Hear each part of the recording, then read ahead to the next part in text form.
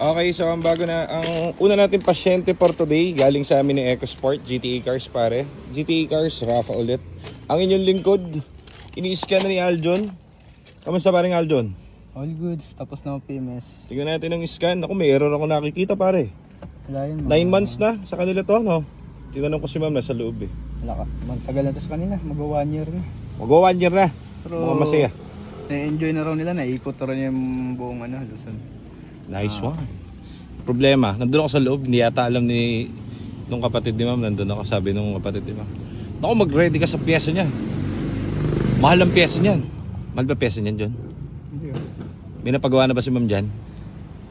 Wala pa? Wala pa. Wala Okay. pa naginastos si ma'am dyan. Ito. Ano error niya? Putyo-putyong error? Patingin. Sir, pwede na pressure sensor A. Pressure sensor, pero lumalamig. Malamig naman. O, di wala lang yun. Wala lang. O, clear mo na yan. Tapos, yan lang ang error niya guys. Refrigerant. So, ibig sabihin yung maliit na valve doon sa labas. So, imagine 1 year wala pa napapagawa si ma'am. Saka nakakita ng parang Aljon. Wala pa. Ngayon pa lang. PMS pa lang. Puta, 1 year na yung gamit-gamit. Kaso sabi ko, ma'am, ma'am, hindi po 1 year ang PMS ha. Every ano po?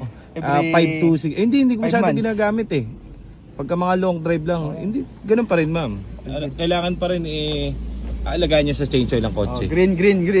Okay, very good. Start. Check. Ilang is na? O pare, 1 year export. Yun yung mga dumarating dito.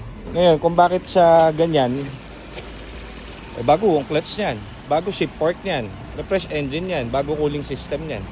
Di ba pare? May nakita ka ba sasakalin tayo rito? Wala. Wala pare. Wala tayong sinasa. Ang problema, sabi nung kapatid ni ma'am, narinig ko kasi dun sa, hindi nila alam, nasa kwarto ko. Sabi, sir, ano yan? Maganda ka ng pera. Maintenance. Pare, isang taon na to. Second hand to pare. Wala pa rin sila napapagawa. Wala pa. Dapat ka. Naniniwala ka ba na mahal ang pyesa niyan pare? Hindi ba? Hindi na lang yung peso. Meron tayong Toyota saka Honda saka Nahirapan pa nga tayo. Kaya nga pare. So, Segundo lang may pyesa na tayo nito. segundo no. Pero Toyota, naghanap ako ng pyesa. Puta na, 2 oras kung may ikot sa Banawin. Yung Honda ko, 6 months na pare. Wala pa rin pyesa pare.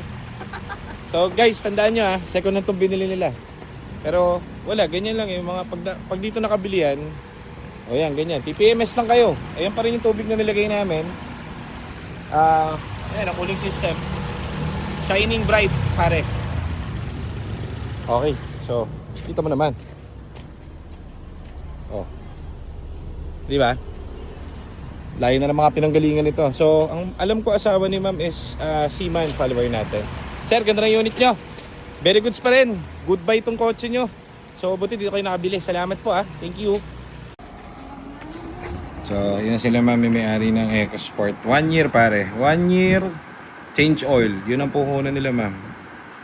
Kung paano yung kotse niya noon, yun pa rin siya. So, asawa kasi ni ma'am, OFW. So, uwi na yata si sir. Babiyahin naman sila ng Leyte. See you ma'am. Thank you. GTA Cars, EcoSport, approved.